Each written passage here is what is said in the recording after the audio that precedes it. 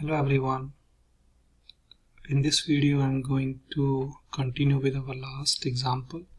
So in our last example we created one bonus function and we were trying to calculate bonus based on salary and year of service. Okay. So now the problem with this program is even if I enter any negative values, for example if I enter negative salary, it will still calculate bonus, which logically doesn't make any sense. So we want to improve this program in a way that if any user enter any negative value for salary or for year of service, then it should not calculate any bonus and instead it should warn the user to re-enter values. Okay, so we want to improve this. So there can be more than one way of doing it. I am trying to do it by creating functions so that we don't have to rewrite same code again and again. Okay, so here now I want to check. Now the condition is if any of these two values are negative, we should not calculate bonus. Instead we should warn user to re-enter. So what I'm going to do is I will check condition if salary is less than 0 or year of service is less than 0. Either of these, if either one of them is negative, we will not calculate bonus. What we will do instead, we will ask to re-enter values. I don't know how to write that code, so I will go back and fix it.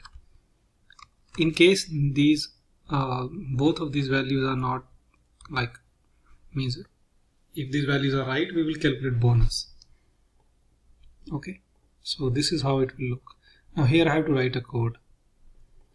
So here I should write a code that in case any value is negative, I should warn user that okay, these values are wrong and enter values again.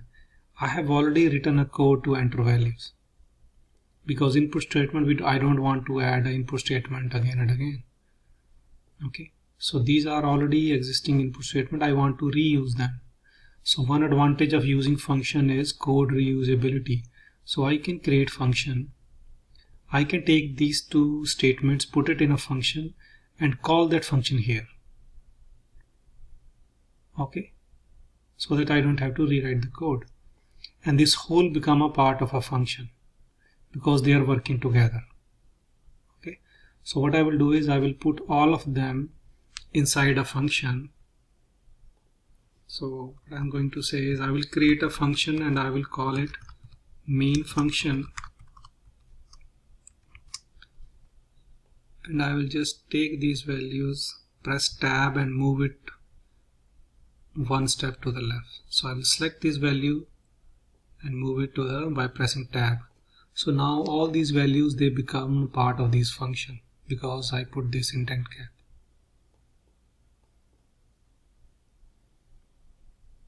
Okay, now main function is starting from here.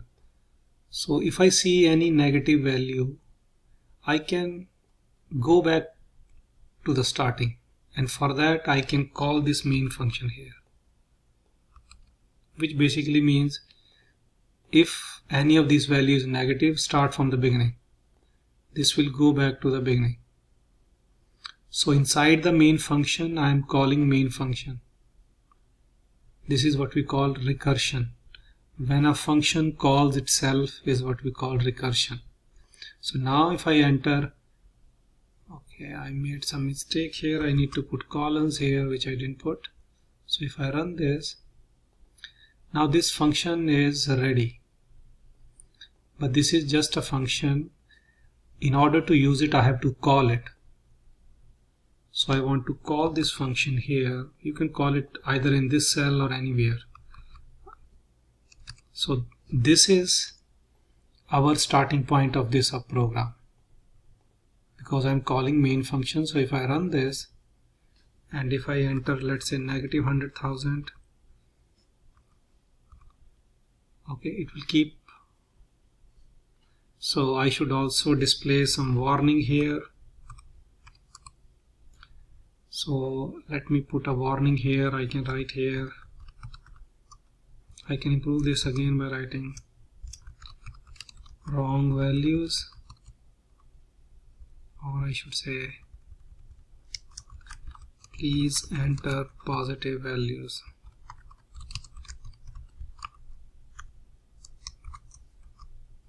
So that before it restarts, it displays a message that you have to re-enter values. Okay, so now when I run this, this is the starting point, so I will rerun this. If I enter any negative values, what it says, please enter negative values. And this time I am going to add salary positive and year of service negative. So it will keep going. Now the moment I add a right value, it will calculate bonus. So this is how it will work. The whole flow of the program will start from here. Let me call it 1. From here it will jump to, this is 2. Then it will come here, then it will come here.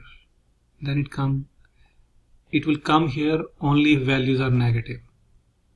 So I can call it, either it will go to 2.1 or it will come to this, which is, let me call it 2.2. So either it will go to if or it will go to this side. If it goes in this direction, it will keep on restarting.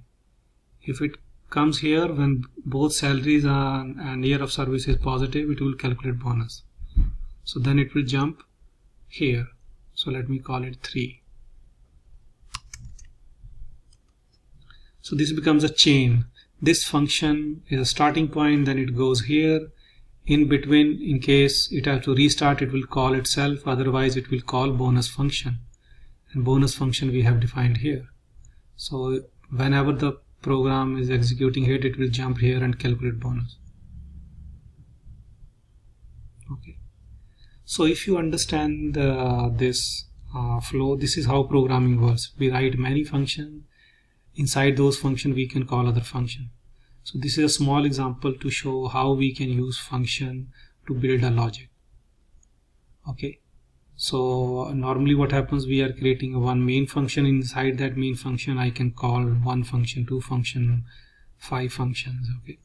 So that's how the chain keep on working.